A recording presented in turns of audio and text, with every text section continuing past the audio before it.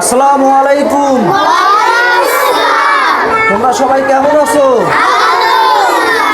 সবাই খেয়ে আসছো তো?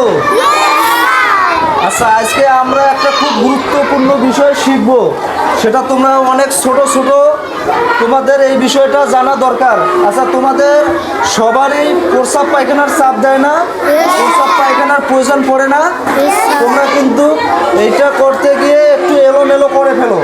তো এই বিষয়টার একটা নিয়ম আছে। হ্যাঁ, এই নিয়মটা তোমরা অনেকে জানো না, আমি তোমাদেরকে জানাই দিচ্ছি।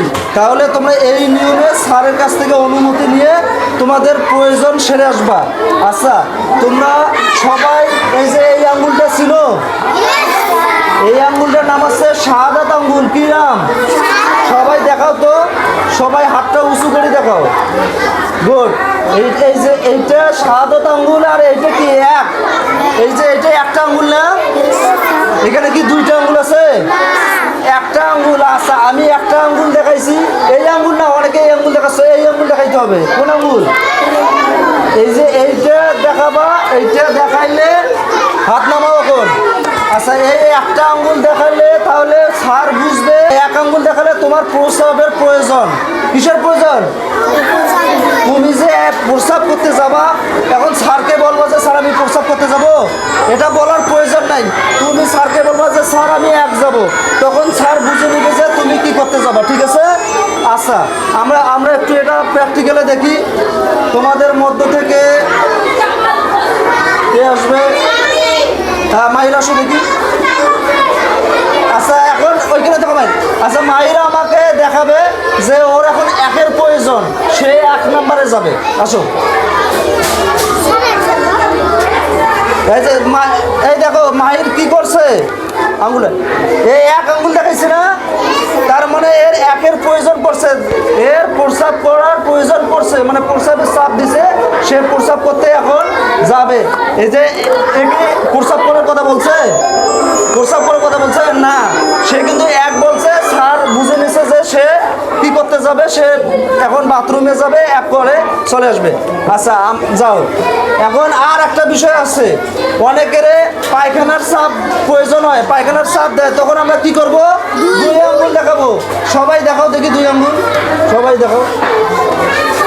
যে 2 আঙ্গুল দেখাতে হবে, 3 আঙ্গুল দেখালে কিন্তু হবে না। কয়টা? 2টা আঙ্গুল দেখাতে হবে। হাত নামাও।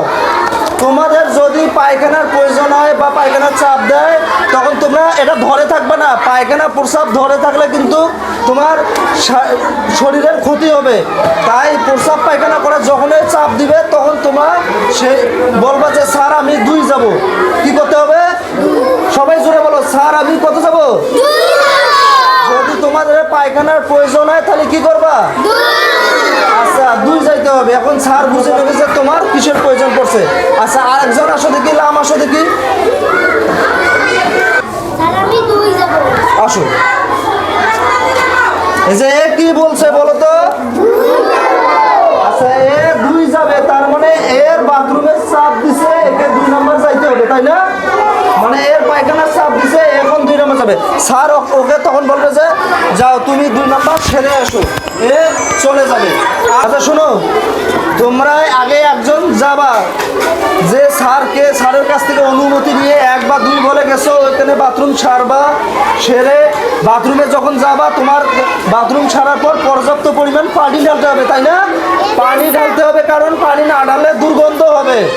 বেশি করে পানি ঢালতে হবে। পানি ঢালে এখানে আসবা, বসবা, তারপরে আর একজন বলবা যে যদি প্রয়োজন পড়ে স্যার আমি 1 যাব, 2 যাব, মানে একজন আসবে তারপরে আরেকজন যাবে, একসাথে আমাদের যাওয়া যাবে না। তো আমরা এখান থেকে শিখলাম, আমরা ছোট ছোট আমাদের এখান থেকে শেখার বিষয়টা আছে। আমাদের যদি প্রস্রাব করার প্রয়োজন হয় তাহলে তখন আমরা কি দেখাবো? 1 দেখাবো। আর আমাদের যদি পায়খানার প্রয়োজন হয় তাহলে আমরা 2 দেখাবো। তো ঠিক আছে, তোমরা সবাই এইটা আজকে থেকে প্র্যাকটিস করবা এবং এই নিয়মে চলবা। ধন্যবাদ সকলকে।